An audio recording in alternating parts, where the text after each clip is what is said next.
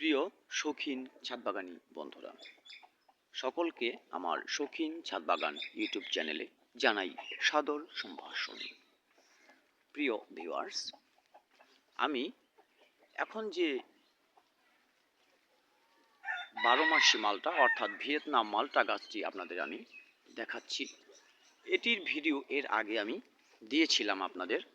প্রচুর পরিমাণে ফুল, প্রচুর পরিমাণে গুটি আমার এই গাছটিতে সেট হয়েছিল, কিন্তু তা একটিও কিন্তু টেকেনি, সবগুলো ঝরে গেছে। কিন্তু এই গ্রো ব্যাগটির মধ্যে বসিয়ে দেওয়ার পরে যে ফুলটা এসেছিল এটি কিন্তু সিজনাল ফুল নয়, আমি আগেই বলেছি এটি 12 মাসি মালটা। তো সিজনের ফুলগুলি ঝরে যাওয়ার পর যৎ কিঞ্চিত মাত্র কয়েকটা ফুল এখানে এসেছিল। সেই কয়েকটা ফুল থেকে কিন্তু আপনারা দেখতে পাচ্ছেন 3টে গুটি এখানে সেট হয়েছে, বেশ বড় হয়ে গেছে।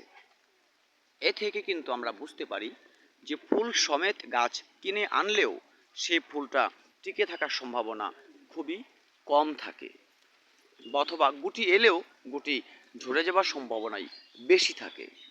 প্রিয় ভিউয়ার্স, আপনারা গাছ ঝোপালো দেখে কিনবেন, ফুল সমেত কিনবেন, কিন্তু সেই ফুলকে ধরে রাখার জন্য অতিরিক্ত পরিচর্যার কোনো দরকার নেই।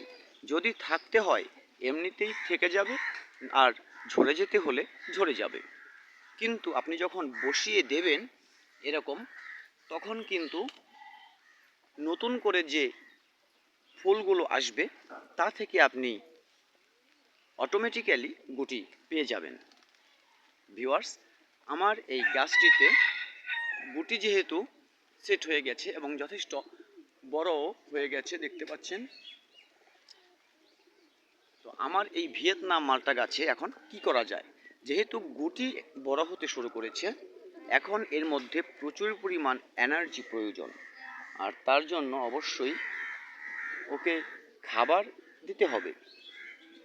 ভিউয়ার্স, এই খাবারটি হতে পারে সরিষার খোল জল খুব পাতলা করে সপ্তাহে 1 দিন, বা হতে পারে